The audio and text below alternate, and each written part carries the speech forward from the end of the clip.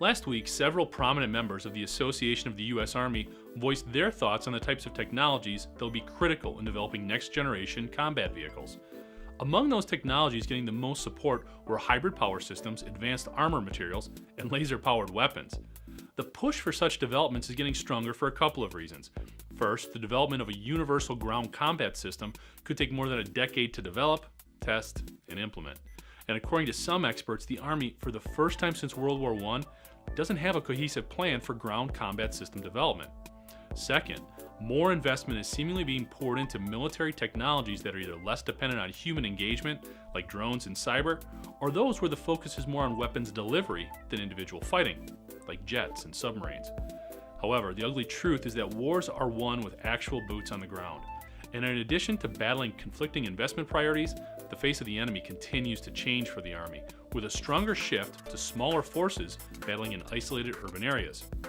With this type of terrain in mind, the Army is focused on proximity and reliability. So greater protective armor and more precise weaponry becomes critical in quickly overwhelming the enemy and mitigating force and bystander losses. Getting back to the specific tech, the use of improvised explosive devices, rock-propelled grenades, and other armor-piercing munitions mean advanced protective materials are key.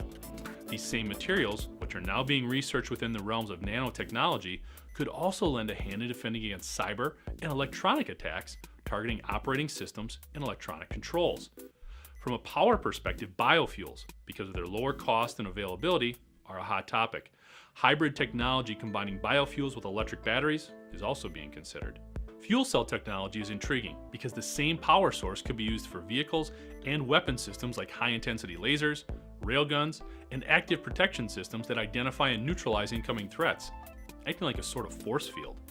At the end of the day, the Army has a number of intriguing options, and their decisions will be critical in pushing new technology forward, as well as ensuring soldier success and preservation. I'm Jeff Ranke, and this is IEN Now.